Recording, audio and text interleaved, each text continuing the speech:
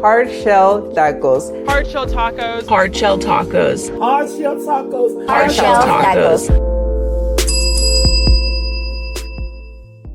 Turns out one of the people in like the little activist group that I'm a part of, she's like the leader of it, or kind of the director, and her birthday is the same as mine. And oh shit! So yeah. what? The 17th, right? Yep. Is it the 16th? Okay. 17th, So yeah. Monday. She's first person I've met like in real life that has the same day as me. So they did a celebration for her yesterday, and like just like in the middle of the thing, I was like, oh yeah, I have the same birthday, by the way. Yeah.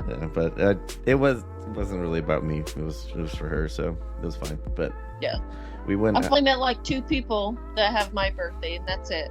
2. Yeah. Yeah, if I count the little girl that I sponsor in Guatemala, that's 2. Okay. But yeah, we went out yesterday. Was really fun to cut loose. Yeah.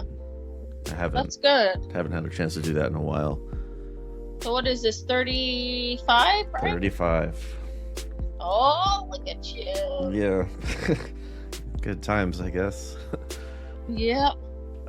Man, so been a minute since we sat down. I do have one episode in the shoot that I didn't get to, but I'm gonna put that on Patreon, like as a lost episode or whatever.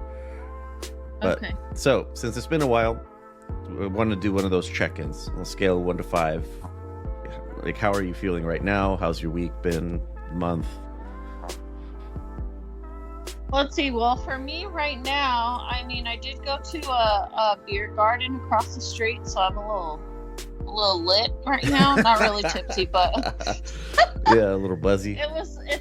It's like their 3rd anniversary, so I had like a beer they collab with, and then a beer from a brewer that works at a different brewery that I really love.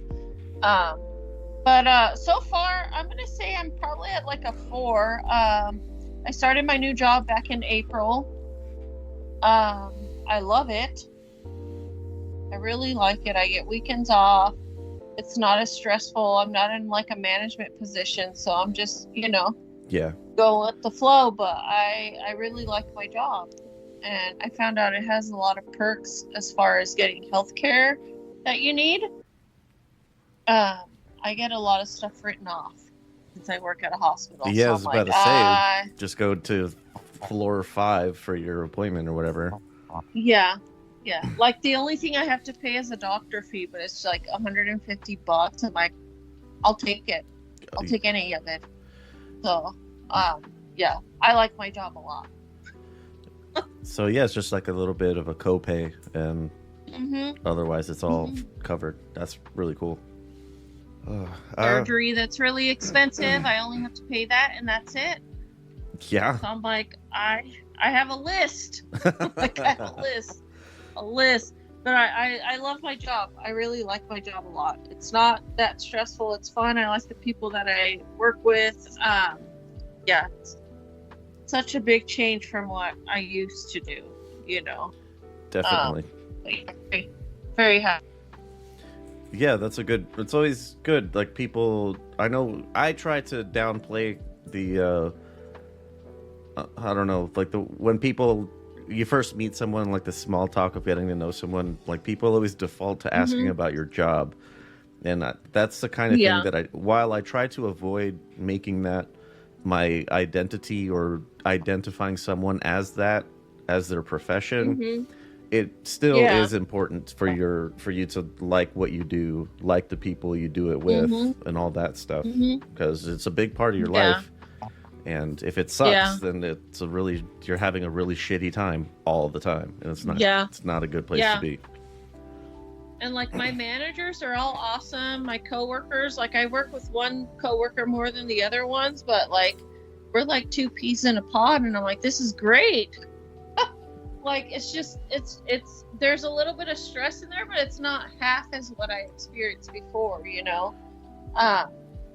I still meet shitty people in the form of patients, but like my coworkers, my work environment is nice.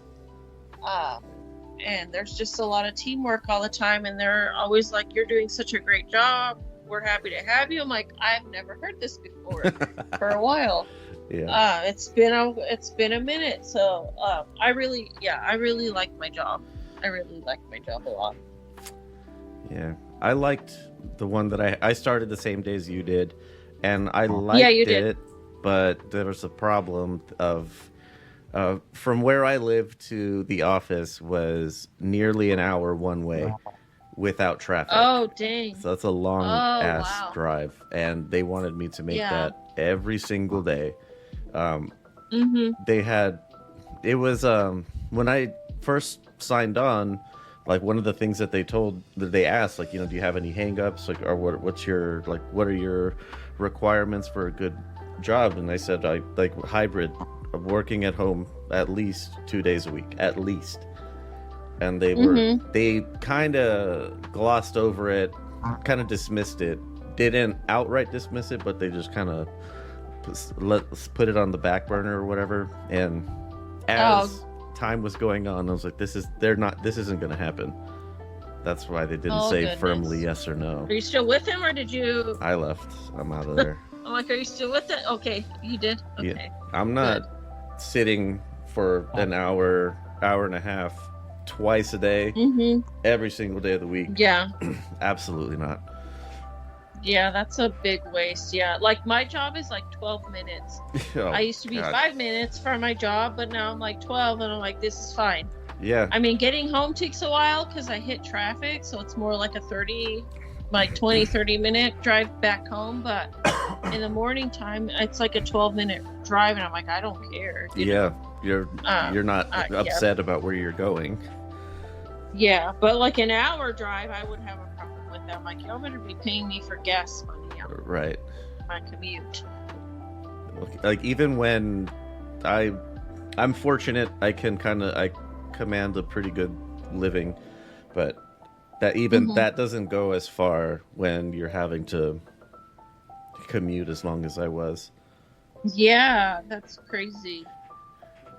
And I have a fuel efficient car too, so it's not like driving a big truck or a sports car or something. Yeah. Have you found anything else new, or are you still kind of searching? Still looking, but okay. Picking up like odd jobs here and there, like grandpa doesn't know how to set up his Wi-Fi or something like that. Oh, okay. Yeah. Gotcha. Okay. But how am I feeling right now? I would say a 3. If I had a job like locked in, it would be higher, but that uncertainty does detract a little bit, but otherwise, no, pretty good. Pretty good. Yeah. I will say, in our absence, I went to a couple of concerts. Ooh, fun. Well, I think it was just 2. I can't remember the last concert. I think the last concert I went to was Pop 2000. And then I was surprised with free tickets to Taking Back Sunday. Oh, fun. So I went to go see them, and then the week after that, I saw Justin Timberlake. I saw that. Man, was that a good show. Holy fuck. He seems like a good showman. He definitely is. He knows how to put on a concert. Yeah. And like, I've seen people try to talk shit about how his concerts aren't selling out and this and that, but I'm like, whoever's doing that, they're just a Justin Timberlake hater because of Britney Spears. They're more Britney Spears stands, but he knows how to put on a show. Like, he was in Austin for 2 nights. I almost wanted to get a ticket for his show the next day after I went because it was that good. Like, damn. And he sounds amazing live. Like, I mean, he's been doing it since he was a little kid, performing.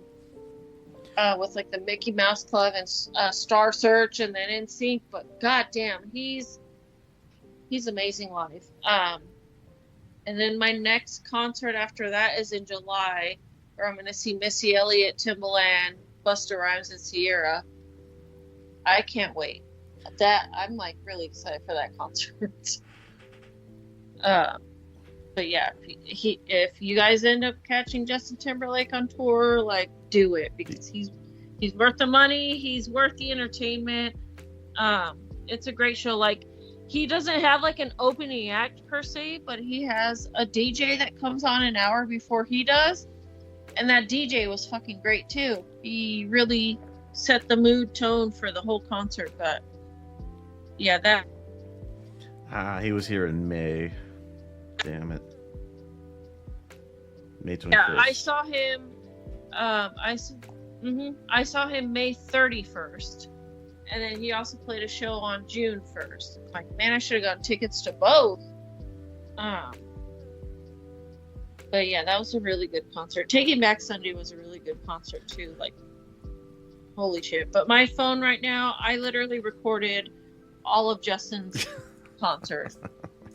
To the point where I ran out of storage on my phone. I'm like, son of a bitch. But I was having a ball the whole time. Trying to look back on my calendar. I know I've been to stuff. In late April, there's a show for... I had just discovered the band like a week and a half before. They're like from Sweden or something, but it's I think I had talked about them on the last time we recorded, which I don't think is... I think that's the one that's kind of gonna be the lost episode or whatever, but they're it's like a metalcore band from Sweden. Bring Me the Horizon, or a lighter version of Killswitch Engage. Okay. And so I went to see them at the Nile. It's a place in Mesa, and I was at the little gathering I was at yesterday that we were talking about different venues and stuff, and that one came up, and I'm glad it's not just me. Like, that place is like a fucking fire hazard.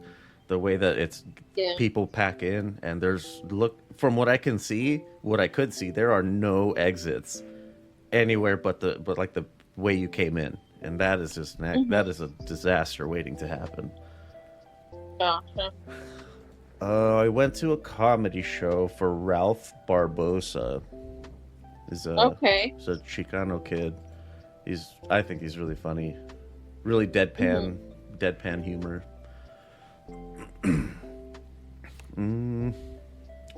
Other than those, I have tickets for stuff coming up, other comedy shows mostly, but there's Studio Ghibli. I'm not sure how they say it. Yeah. But My Neighbor Totoro, Spirited Away, Howl's Moving Castle for the uninitiated. Those are like the marquee movies that they've made.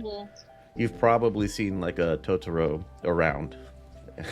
Yeah, I have all of the movies for Studio Ghibli on my HBO Max. Yeah. Because I've wanted to watch all of them, I just haven't watched any of them. But they're on my list because I've always heard about like Spirited Away and My Neighbor Totoro, so I'm like, I need to watch these.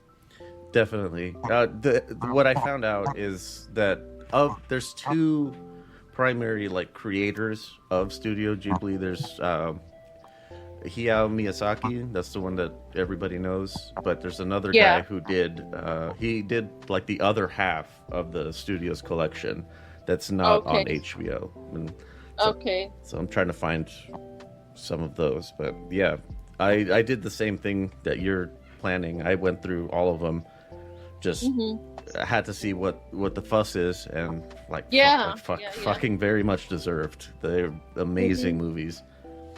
Like a great for all ages kind of stuff.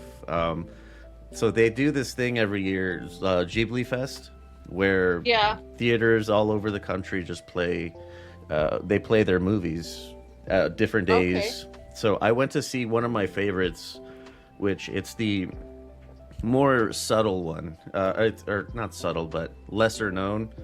It's When Marnie Was There. It's one of my favorites. It's this girl. She's an asthmatic and has like health problems, and her health problems contribute to not having a lot of friends and everything, those kinds of things.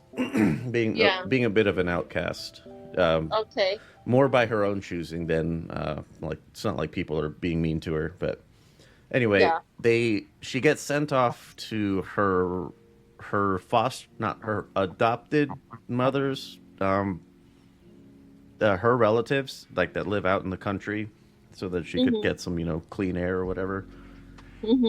And there's across the little marsh, there's this really elegant looking mansion or manor or whatever, and it looks like it's decrepit and run down, but at night it looks like it's like bustling and lively. And that's when the main character, her name is Anna, she meets Marnie, who lives there. And no spoilers, because it's a really, really good movie. So how that relationship unravels or how they intertwine it's really sweet. Made me cry when I watched it at the theater. I'm sorry, it was great. Yeah. The other one I got tickets for is Kiki's Delivery Service. That one's that's just like fun. Not it's not a deep emotional cut like Marnie. Kiki's probably my favorite of the more popular titles. When I finished that movie, in a group chat with some friends who they've seen most of them as well. So all I said was, they knew I was going through the catalog, and then I just sent a message saying, like, I fucking love this little witch, and then they knew exactly what I was talking about. It was great.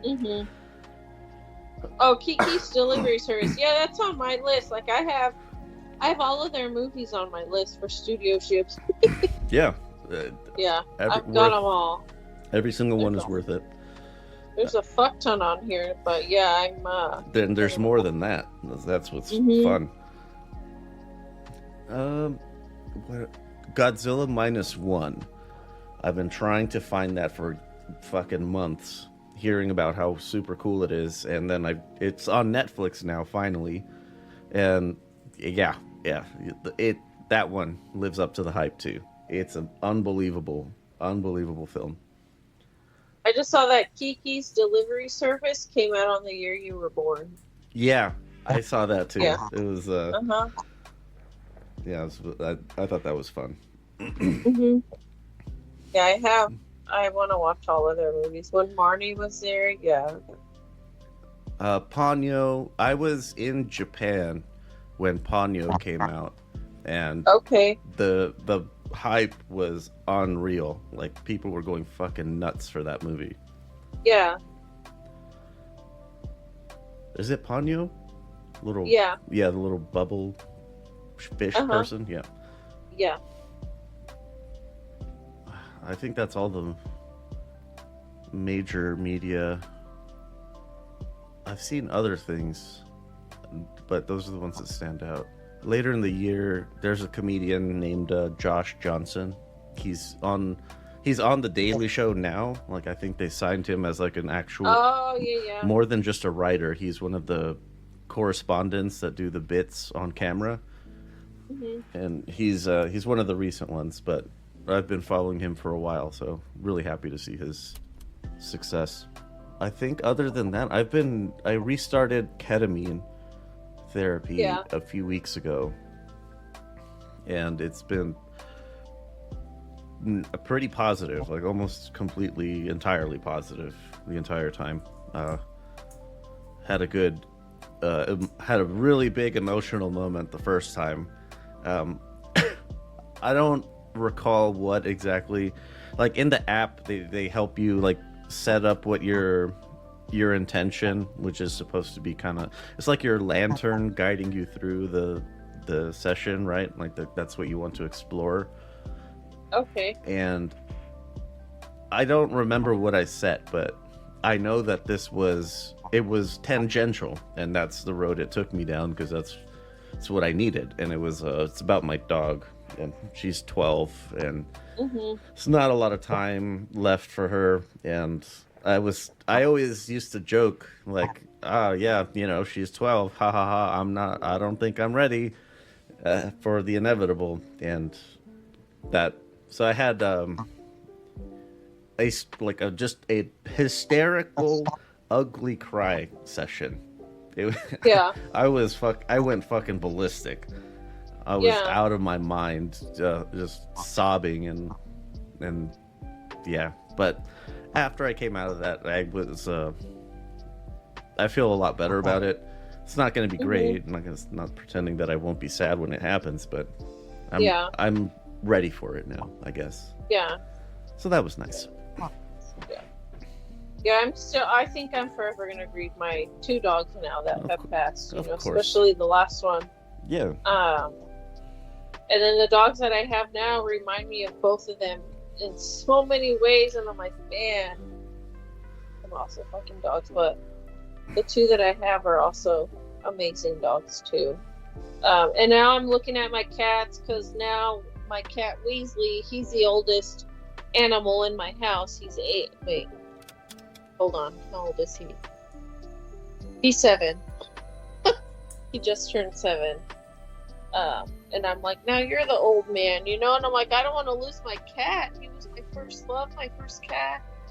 But I'm just like holding on to him for dear life, because I don't want to lose him ever. My old cat, she's 9 and change, and yeah, same thing. But that's my first cat. Like, why do I keep doing this to myself? Yeah, I know. And then I'm like, I want to get a small dog now, but I'm like, fuck, I can't get attached to these animals anymore. I don't want to keep going through, losing these beautiful fucking beings in my life. Get a reptile, or an insect. Yeah, I might have to do that, because even with my hedgehog, they don't live very long. Oh yeah, rodents don't. And like my hedgehog, I think, has a good year or 2 left. The hedgehog life expectancy. Yeah, they live like 4 to 6 years, and he's already, I think he's 2. So he's got maybe a good 2 to 4 years left. Guinea pigs are between 5 and 8 years, so they don't have a lot of time left either, and I'm attached to those 2 fucking little critters. But yeah, I always want another dog, another cat, but I'm like, I don't know if I can put myself through more loss like that. I just checked, of one of my spiders in the wild, they live about a year or a little bit more. I've had mine for about that long, and she seems to be doing okay. Let me check my tarantula. 3 to 6 years. Females can be up to 10 to 12. Nice. Oh wow. When I first got her, I had set up the terrarium, and then like she made it home like immediately. It was really cool seeing her dig her little hidey hole. Oh yeah. And so she disappeared for a while, and I was really nervous. Like, fuck, I just got you. Did you die already? Please no. And turns out she was molting, and apparently, everyone freaks out their first time when they molt. Yeah. So it was really cool to see her old skin that she shed. It was pretty cool. It's still there. I left it there, but that's fun. Like, let me see. So one thing I wanted to talk about is something that I recently found out about myself. Thank you, TikTok. Is I guess there's different kinds of attachment styles out there, and I recently realized that I have what's called an anxious attachment style, and like I kind of read into what those type of people do, and I'm like, this is why I have not been successful when it comes to like relationships, because it's like I center my emotions around how they're feeling. I come off very needy, you know? And I also end up sabotaging everything and just push people away. So that's been a realization that I've had within the last couple of days. So I'm like, wow. So I'm trying to figure out ways. I've been looking up ways on how to kind of work through some of that stuff. But yeah. And then I saw a video the other day that really fucking, like, I felt like I got punched in the face when I saw this video. And it's this lady talking about how the reason why women who have gone through trauma go for emotionally unavailable people, which I've spoken on this a lot. I always thought it was my dad's fault. It's my mom's fault. Because in this video, this lady says, like, the reason why, especially girls, go towards emotionally unavailable people is because their mothers did not show them the love and affection that they should have received as kids. And in turn, we spend our lives trying to prove that we're worthy of love. You know, we seek out emotionally unavailable people who only give you love when you've kind of earned it.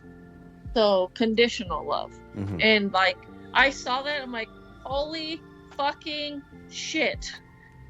I mean, my dad probably does have something to do with it, but I'm like, it makes sense, because I'm like, I don't ever remember a time in my life where my mom, like, showed my brother any kind of loving affection unless we did something for her. And I mean, that was with other family members for me too, you know. The only time I ever got attention, affection, love, praise, whatever, is if I did something for these people. And like, that has really fucked me up the last couple of days, because I'm like, this makes, like, my attachment style and that video that I saw just make a lot of sense as to why I attract what I attract. And now I'm just trying to kind of deconstruct that and be like, try to work through that, you know, because I don't want to keep bringing those kind of people into my life. So that's been a bit of a doozy for me. And I've realized that a lot of the partners that I've had are an avoidant attachment style, which is usually what anxious attachment people go for. It's just like, it's fucking horrible. It's horrible. So, but I kind of have a little bit of avoidant, because I do push people away.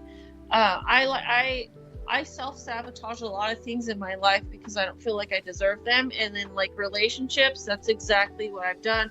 Because I'm always asking myself, like, why do I always attract the same person? And it's because I've now realized that's my attachment style. And now I'm like, I need to change that, because it's not what I want, you know?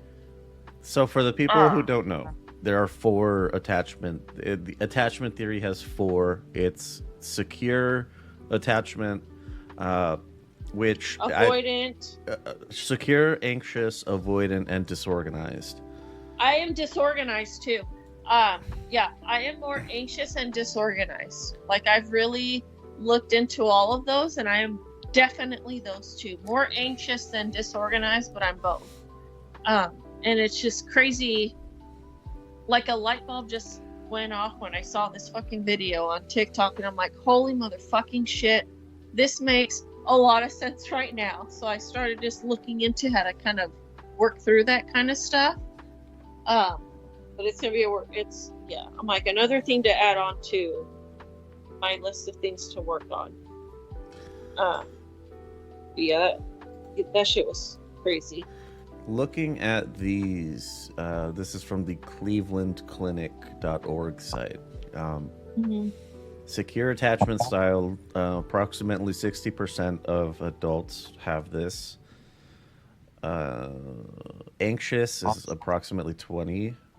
Avoidant is about 25. And no numbers on disorganized. But yeah. Most people are generally healthy, well-adjusted people.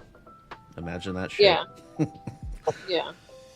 But, it's something that I found interesting about what you were just saying. The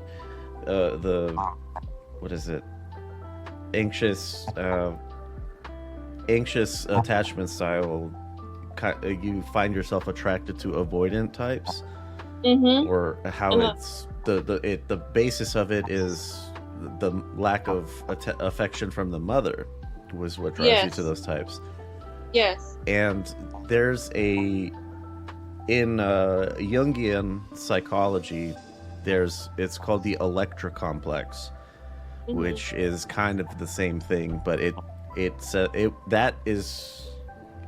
directs it towards men, like because of the father's interactions with the girl, and that's why she behaves the way she does with other, with romantic partners, and picks, I don't know, avoidant types, I guess, to put it that way. Like the opposite, or the male counterpart is Oedipus, which I'm sure everyone's heard of, the Oedipus complex. Where you try to pursue women that are like your mother. Electra, like you pursue men that are like your father. Like, I mean, that's a perfect example too, because my dad, right, emotionally wasn't very so I'm like, so it is both of their faults. But it's like, I always just blame that on my dad, because he was like that. But it's like my fucking mom. And then I started thinking, I'm like, holy shit, this woman never really showed my brother and I just genuine love and affection. Like, I can't remember. I'm sure there's probably a couple of instances, but I literally can't remember a time where she just held us and, shit like that. And then, I had the same thing. Our aunt was kind of like that, but her love was also conditional. I had to do and be whatever she wanted me to be to get that acceptance love. So, and like with that, like we end up, in order to really, I don't know, we end up trying to prove that we're worthy of the love that we should be receiving. And and I've been doing that my entire life, trying to prove to people that I'm worth it, that I'm worthy of being loved and their affections. And I go after conditional love because that's all I'm used to. And it's just been like within these last couple of days, I'm like, holy fucking shit. Like, this makes so much sense to me as to why I have the same type of relationships back to back to back to back. And it's only then until I start to realize and heal myself and realize what's going on that I won't find the right person unless I work on that. But it's just like the biggest light bulb that went off for me, because I'm always wondering, like, why is it that I always go for these same type of people? And it is because of my mom and my attachment style. Well, you talk about realizing that, well, you've been conditional love or conditional affection from people, and that you've repeatedly gone after that, and how it's like, how you're having the light bulb now. And I'm not trying to kick you while you're figuring it out, but I've been here saying it the whole time. Like, love starts with loving yourself. If you don't, and I mean, if you don't love yourself, part of it. Well, obviously that's part of it too, but it's just like, that's the thing. I always put the thing for me. That's why it's just hit now. It's like, I always put the blame on the other people. Oh, I see. Yeah, I see. And that's why I never really fucking figured out, like, I am the problem. And that's where I'm at right now, because I always just blamed it on the other people. Yeah. I always did that. It's a big realization. Yes. And as soon as I realized that, I'm like, as soon as I realize what my attachment style is, what exactly it is, what it does, what happens, and I started really looking into that, I'm like, I am the fucking problem. It's me that does this. It's me. Yeah. And I'm like, this is why I attract what I attract. And then, like, people with anxious attachment styles, the minute we're shown any kind of like sweet gesture or whatever, we're like, oh my god, this is a person with me, I'm in love with him, and we obsess. And like, it's just fucking, like, look up anxious attachment style. You know what? Let me read some of this stuff. I have a blurb here. So okay. Here, let me read a couple of things that I found. It's like, hold on. There's a lot that I fucking found on TikTok on this shit. Jesus Christ, there's a lot. I'm going to read off a lot of stuff. The first one is how anxious attachment sabotage relationships. You completely lose yourself and obsess over them 24/7. You're paranoid that they'll abandon you, so you overanalyze their behavior and cause problems. Yes. You start to become increasingly possessive and jealous. Your whole world revolves around them. You sacrifice your own wants, needs, desires to make them happy. You become overly sensitive to even the slightest changes in their mood. You cling tightly that you end up pushing them away. Facts. And then another one that I found, recognizing your fears as an attachment, anxious attachment. You fear that they'll leave you if you're not perfect. You panic when you're left on red because you see it as a sign that they're bored of you. And then you go on to send long ass fucking paragraph text, which pushes them away even further. You hold back your feelings because you fear being too much for them. You're terrified they'll find someone better than you, which makes you possessive and jealous. You always worry that you're more into them than they are to you. No contact during the day makes you feel like you're being abandoned, so you mentally spiral. You always assume they're going to hurt you. And then I'm just going to read off all this stuff. Sorry. How no contact feels for the anxious attachment. Your thoughts feel completely chaotic and obsessive. You feel emotionally overwhelmed and mentally exhausted by the anxiety. You put your phone on Do Not Disturb because you can't handle the stress of waiting for a text. You feel sick to your stomach all day, but have to act like everything's fine. You go through extreme waves of jealousy. You fantasize about them telling you it was a mistake and that they love you. You feel so lonely it hurts, and you don't know how you'll ever get over it. And then this is maybe the last one. What happens inside the mind of an anxious attachment style? You're excited after a great first date and already daydreaming about your life together. You attach quickly and romanticize even the smallest gesture or words of affirmation. You start to become obsessive to the point that you're thinking about them all day. Your mood starts to become dependent on how much attention they're giving you. You start to become increasingly jealous and possessive because deep down you think they'll find someone better. You overanalyze everything they do, which is my biggest thing. You stalk their socials and go through scenarios in your head about what they're doing. You become too intense too quickly. That's me. And you accidentally sabotage the relationship. And then these are triggers for an anxious attachment style. Fuck, man. You can literally spiral for hours when they leave you on red. Yes. When you notice even a slight change in their tone, you believe that they're mad at you. Oh my god. I feel very attacked reading these because, yes. When they seem distracted during conversation, you assume something's wrong. When they form relationships with new people, you'll fear they'll get bored of you. When they're online but ignoring your text, that's a big one. When they bring up past relationships, you assume they want them back. Also a big one for me. When they cancel plans, you feel abandoned. And then, this might be the last one, I don't know. The anxious attachment style mental spiral. You fall in love quickly and start to create scenarios in your head about being together. You literally feel like they're abandoning you when you're left on red. You become insanely jealous when you see their following count change or hear them talk about their ex. You read into small changes in their mood and overthink everything you've said or done. You create chaos in the relationship because you subconsciously can't or want them to prove that they love you. You don't feel like you're enough for them, so everything else is competition in your mind. You overanalyze everything to the point you accidentally sabotage the relationship.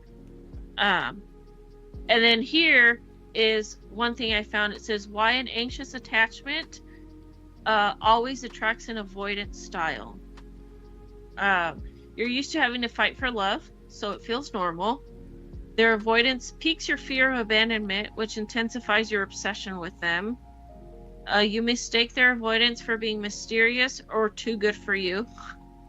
You become addicted to the highs and lows. Their reluctance to commit makes you seek their validation even more. You're hooked on the hope that they'll change for you.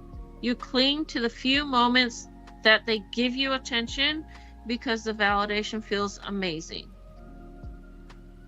And then I found just strategies to help with your anxious attachment, but I'm not going to read that. But yeah. And then why anxious attachments are so clingy. All you want is to be accepted and loved. Past relationships have made you feel deeply insecure. You crave closeness because it eases your anxiety. Too much distance makes you feel like you're being abandoned. You overthink and spiral when you're alone. You want to feel irreplaceable in their life. You see your worth through their eyes. And yeah, that's a lot. And that's 1000% me. And it's just like, yeah, I have been the problem in my own relationships. Part of the problem, not fully the problem, but part of the problem, you know? That was quite the info dump. Yes, sorry. I love ADHD, baby. I love to info dump, but that is what I've been dealing with over the last couple of days, of realizing that not only were the people I was seeking out the problem, I was definitely a huge part of my problem of finding those same types of people in relationships. The second time I used mushrooms, I had that realization. But yeah. It's been a light bulb. Like, I was just like, when I saw what I saw on TikTok about that, I was like, holy fucking shit. I was just like, holy fucking shit the whole time, because I'm like, and then I'm like, you're part of your problem. Like, it's not just these people, they're part of it, but I'm like, you're a big part of why you seek out these people. And a lot of it does come back to self-love, you know? Like you always tell me. But yeah, it's just, that's where I'm at right now, is just really letting that sink in, that I am a problem. I am part of my problem. And it just makes so much sense now, because I've never seen it from that point of view. I've always, like I said, I blamed it on the other person all the time. Victimhood. When in reality, I am also a part of the problem. So now I just need to work on self-love, setting boundaries for myself, and like, when I'm in those triggered states of, oh my god, this person's giving me attention, I'm gonna, let me just, oh my god, fall in love with them and obsess and all this. I need to not do that. But yeah, that's just my whole rant on attachment styles. I learned something new about myself over the last few days, and it's a mind boggle. When the first time I did mushrooms, I had a good time. It was really fun. My cat, the older one, she was very standoffish, but that night when I was tripping, we became the best of friends and have been ever since. But after that, the second time, which was a few years later, it was a different kind of mushroom, so I reacted to it differently. And Gotcha. I was just kind of laying in my bed, and I had the same realization. I was imagining I was looking at myself in a mirror, and I was saying the same things. Like, a lot of the problems that you have continue to exist because you perpetuate them, not because they keep happening, but because you can't let go of it. And I know that it's a really easier said than done, and I'm not saying just get over it, but you have to accept that part of it, in certain situations, you might be the root cause of the problem, like I was for a lot of mine. Yeah. It's just, I'm just glad that I finally figured it out, because I've always wondered, like, what is it? And Yeah. I've just always blamed the other person, and it's like it's literally just me and how I attach to people, Yep. And just reading all of what I read, I was like, when I was reading all that stuff, I was like, holy shit! Like everything that I read, I was like, oh my god, this is you! Like, what the fuck? You're reading yourself a description of yourself right now. This Cleveland Clinic site is pretty good. I'll put it in the description of the show. Yeah, sorry. No, so that people can go check out the other ones. A little bit. Nah, it's fine. But yeah, it's been a light bulb moment for me these last couple of days. I'm just glad I finally figured out that I'm part of my problem. So I can work on that. Gonna briefly mention some things for the other ones. So for avoidant attachment, it's how does this form? Avoidant attachment is most likely to form when a caregiver does not provide the person with sufficient emotional support. How does it manifest in adult relationships?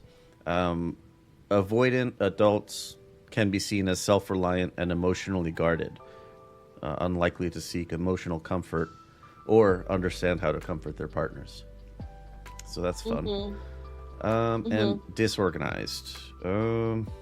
Disorganized attachment often forms through a particularly tumultuous childhood, often one that is marked by fear or trauma. Yep. Typically stems from an erratic or incoherent relationship with the caregiver. And manifests in adult relationships. These people are likely to live with mental health disorders or personality disorders that prevent them from developing healthy relationships with other people. Yep. They're likely to crave close relationships, but push others away when they receive any attention. And that's also me too. That's fun. Like I'm a little bit like that. Yeah. I'm kind of like I'm a mix of anxious and disorganized, because it's like I don't know how to receive like compliments or like or affection. I feel awkward and weird and shameful and embarrassed, and non-deserving of it. So like, yeah, I don't know how to, like for me, I don't know how to receive affection and nice things. It's like I'd rather give it to you than receive it back, because I don't know how to handle that, and it's just awkward for me. But I've realized it's not a bigger part of my attachment style, but it's part of it. I'm more on the anxious, but I do have some disorganized attachment. Sometimes a little bit of avoidant too. But that's me as a whole right there. I would previously have categorized myself in avoidant attachment with a little bit of a disorganized sprinkled on top, but now, so this is the secure attachment. This is how does this form? People form secure attachments when their caregivers consistently fulfill the person's physical and emotional needs. These people who are securely attached prefer their primary caregiver over other people and are calmed by their presence. It manifests people with secure attachment style are more readily able to form long-lasting and healthy relationships with others. They're more likely to trust their partner and be emotionally available to them. Must be fucking nice. I would say that I'm much more in this category these days, but it was not at all easy to get here. So it's a fucking struggle when it feels like a Sisyphean pushing the boulder up a hill, and then it just rolls down the other side. That's how it can feel a lot of the time. Yeah. Eventually, I know I'll get there, but I'm just barely in the like. You just found out what the fuck you are. Yeah, it's the discovery phase. You just found out that you're the problem. So now, I gotta work to get better at that. Yeah, that was just such a mindfuck when I started seeing shit like that. And I'm like, and just one night, a couple nights ago, I was like, it just really clicked. I'm like, oh my fucking god, like, Yeah. This makes so much sense. I was like, all this time, I thought it was those people, but it was me too, all along. Yep. And I'm like, that's just a fucking journey on its own now. But yeah, I've been reading stuff on how to kind of work through stuff like that, and it's just a lot of self-talk. You know, you got to talk yourself out of what your brain is trying to tell you and what you're used to, you know. And just, a lot of positive affirmations, and shit like that. But yeah, that's very interesting. I noticed when I first had that realization that it was difficult at first to like accept it as true, and it feels really shitty because like you want to kick yourself and like, man, I've been fucking this up the whole time and I could have done something about it much sooner, but that's not gonna help move things forward. I feel like the liberating part is if it's something in me, I can give it the attention that it needs, and it's not reliant on having to, you know, rope in someone else to admit their faults or anything like that. And it's just a journey that you take with yourself, and it's a lot easier if you're willing to face yourself, which a lot of people aren't. I'm just glad I finally figured out. I mean, I am older now, but I'm just like thankful that I finally, because that's something I've always like just could not figure out, is like, why do I keep seeing the same kind of relationship, you know? Yeah. And now that I know, I'm like, okay, let's work to not keep getting yourself into these same situations. I'm just thankful. It was like a weight fucking lifted off my shoulders when I realized this like a couple days really ago. So I was like, I have always been wondering why, you know, and like I've talked to people that I've kind of I guess dated or something here and there, and I haven't gotten clear answers, but now that I know, I understand now, because it was me the entire time. But now I am starting to learn how to get through that, not let certain things like that trigger me, not to think that every fucking little piece of affection that I get is, you know, love. And I just need to start seeing things as they are instead of what I'm making them seem in my mind, what my overthinking makes me seem, you know? Yeah. And just start seeing people for what they give you, not what you're hoping that they give you or hoping that they show you. And that's been a journey in itself too, but that also comes into my attachment style. I need to just see people for how they're presenting themselves to me and not what I'm being delulu about in my mind. There's a saying from Maya Angelou that is about that, what you just mentioned. Her saying is, when people show you who they are, believe them the first time. Yes. Yeah. Yeah. And because part of my problem too is I always try to see the good in people, and I've learned a while back, don't do that anymore, because you're just hurting yourself in the end. You're not doing yourself any favors, you know, continuing to try to see a glimpse of hope in these people, and they're continually showing you that they're pieces of shit.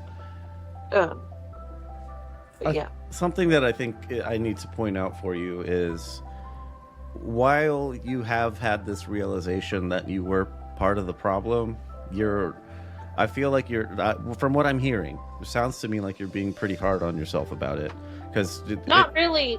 Like, I know that those people were also part of the problem, and my parents were part of that problem, but it's good. I've never taken accountability for your part of it, right? Myself. Is because I solely place the blame on the other people this entire time. I've always placed that blame, And like now, because I'm a very self-aware person, but I just was blind to that part because I was putting the blame on these other people the entire time.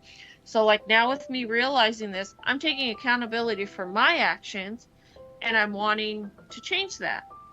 And that's just who I am. Like, I mean, I've always, as a kid, I've been an over-analyzing fucking overthinker, which is why I've always been so great at reading people since I was a little kid, like 4 years old. I've had discernment, a lot of discernment, but I've always been self-aware. Part of it's due to the trauma, but the thing that I'm going through right now, I'm not really beating myself up. I'm just like taking accountability for the part that I've played in this mess. Okay. Good. That I've put myself in. So now I'm just trying to figure out ways on how to better myself. Now what I'm trying to work through is just not letting shit trigger me like that, and just working through those triggers of that attachment style. But I haven't been beating myself up at all since I've realized this. Good. I've been taking more accountability, because one thing about me, I don't like being wrong. I'm never really wrong, but if I am wrong, I will sit on it, think about it, and I will take accountability of it for my actions, words, whatever, and I'll apologize if needed. But like with this thing that I just found out, I did not beat myself up at any moment in time.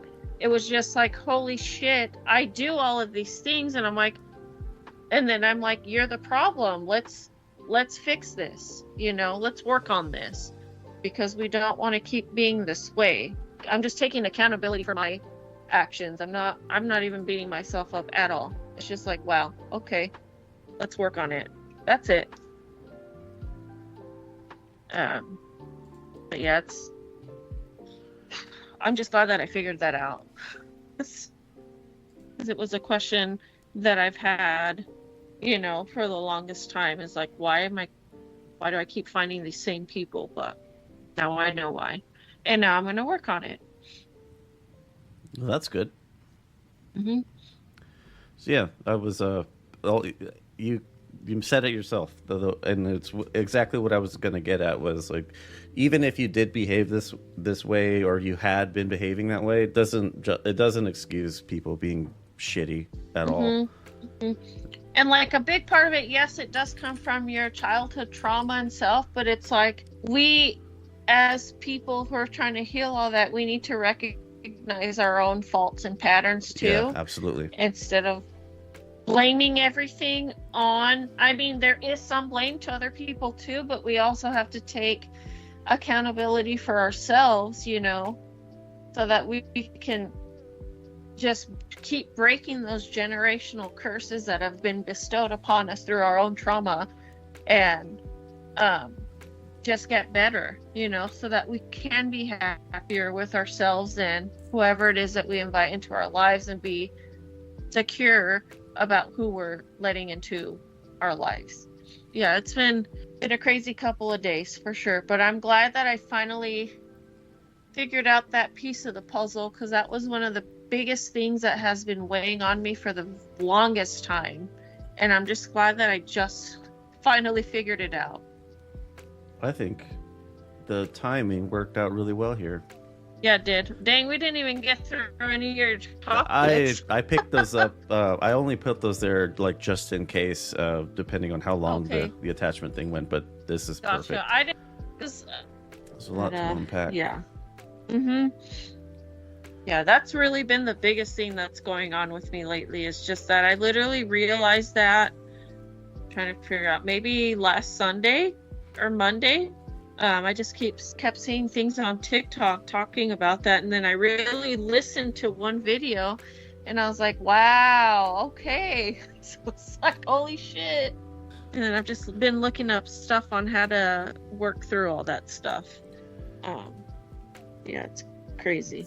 And this is one of those things that people are really wrongly dismissive of, is like the joke, daddy didn't love her enough, so now she's a slut, or whatever the fuck. Like, that's fucking ridiculous, my friends. There's a lot more to it than that. Yeah. Something interesting when you have those really terrible attachment styles and then you kind of grow past them. Something I found, I've mentioned it here, where an ex of mine like periodically kind of reaches out and conversation, there's no real rhyme or reason to what we're talking about, but it gets somehow magically every fucking time it gets to the point where I manage to upset her somehow, and then she just goes off on me, and every time it's like, look, I understand that I really fucked things up, but that was almost 15 years ago. I'm gonna need you to grow up. You don't get to talk to me like this. I really don't know who you think you are to me, but whatever idea you have is fucking wrong. And people are not gonna like when you start setting boundaries. They're not gonna like it. That's true. That's true. I'm just glad I figured it out. Like, I've been wondering this for a very long time, and now I know why. But this is like gonna be a delineation where you're gonna remember the life before you knew this, and then the life once you saw it, once you saw the reins, you're able to take them. And I mean, I've been doing that the last couple of days. I've been overanalyzing every aspect of my life, like I do every single day. But now it's more focused on that. And I'm like, it's me. Definitely me. And I feel like I get too clingy, and that's part of my attachment style, to the point where I push people away, and then I self-sabotage because I don't feel like I deserve any of what, these people are trying to give me. And then it's a whole fucking thing. But I've been going through the motions and overanalyzing every kind of like romantic encounter I've had in my life, and it's all kind of been the same fucking track of steps, it's just fucking nuts. I'm like, okay, this is how I push this person away, this is how I push that person away. It's the fucking weird. And it's gonna be a journey for sure to work through all that shit. It's another thing to add to my list. Maybe put it somewhere mixed into the Ghibli movies. Yeah. God damn, dude. Yeah. I've just been in shock there since I found this out. It's just every day I'm like, holy shit. Is this the Spider-Man meme where they're pointing at each other? Yes, that's literally me. Every fucking day since I found this out about myself, I wake up and I think, and I'm like, holy shit, this makes sense. And I'm like, holy shit. And I'm like, you are the problem. I started laughing when I found out. I'm like, oh my fucking God. I'm like, it's been you. I'm like, you're the problem. Then that Taylor Swift song, it's me. Hi, I'm the problem. It's me. Excellent. I'm like, that is me right now. Oh my God. That happened yesterday. I was sitting at a friend's house. We were just chatting, having drinks and stuff, and there was just music playing in the background. Nobody was nothing in particular, at least that I could hear anyway. And I'm getting a little buzzy, and I just kind of like moving around with the music just in my seat. And then some of the people were like, "Wow, I didn't know you were a Swiftie." Like, what? Oh, what are you talking about? I don't know who the fuck this is, but I'm enjoying it. That's all I know. Yeah. Sorry, Swifties. I don't. It's fine. It was fun. But I'm not gonna give somebody a death threat if they say they don't like it.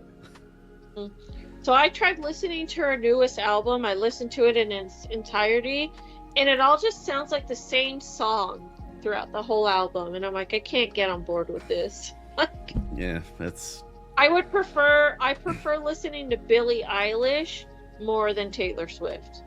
Billie Eilish, Is emo Taylor Swift, right? Her fucking lyrics cut you deep. Yeah, emo Taylor Swift, like I said. Yeah, there was a song that she came out with on her previous album. It's called Happier Than Ever. And boy, I can't listen to the song to this day because it triggers me in such a way. Because it reminds me of the last relationship I was in. But as soon as I heard that song, I'm like, I need to listen to all of her songs, and that bitch cuts you deep. Yeah, I'd rather be a fan of hers than Taylor Swift. Wasn't Lana Del Rey, or like? Oh, I love her too. Wasn't she before Billie Eilish, like the emo pop queen? Yes. And then she got happy, and now people don't like her music anymore. It's fucking ridiculous. I mean, she's still kind of eerie. I like her too. I don't listen to enough of her stuff, but I like her. Anytime I hear her come on, I'm like, wait, who the fuck is this? And it's always Lana Del Rey every time. Yeah, she's amazing. She is. Yeah, she's great. Yeah, I like her, but yeah, I would rather listen to Billie Eilish over Taylor Swift because her shit cuts you deep, man. Oh my gosh, I've listened to half of her new album, and I'm like, wow. And then her brother produces all her stuff, and even sings with her on a couple songs. His production style, he's probably one of my new favorite producers. Is her brother Phineas? God damn it, the shit. He's come out with a couple solo songs here and there, but if you ever listen to anything Billie Eilish does, her brother produces absolutely every single thing that she does. Like, the way his production is amazing. Like, the beats that he makes up are just beautiful to me. So he's becoming one of my new favorite producers because he's brilliant. And it just complements her style so well. So if you want some homework, listen to some Billie Eilish stuff, and you'll just see the genius of her brother producing. It's fucking great. Well, on that note, gotta cut in the old hey there, if you've listened this far, I want to give you my sincerest gratitude. If you couldn't tell, this was recorded a few weeks ago, and I'm not going to make any excuses, but I'm finally getting it out to you here. I had mentioned earlier in the episode about one that we had recorded previously that I had never got to editing, and I was going to put it on Patreon. Never mind. I'll just fucking release it here as an act of contrition. So, questions, comments, concerns about this episode, this podcast, or anything on Lux Media, 833-589-7637. It's anonymous. It's unattended. So if you want your audio cut in, that you can call or go straight to voicemail. Or you could text. That's fine too.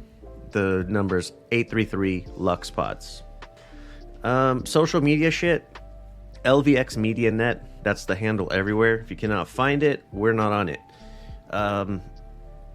Keep in mind, when you go check those out, that there is, that's the single handle that we use for everything. So there's going to be political shit, boxing, MMA, and a lot of other things. So, you're not just going to get tacos, if that makes sense.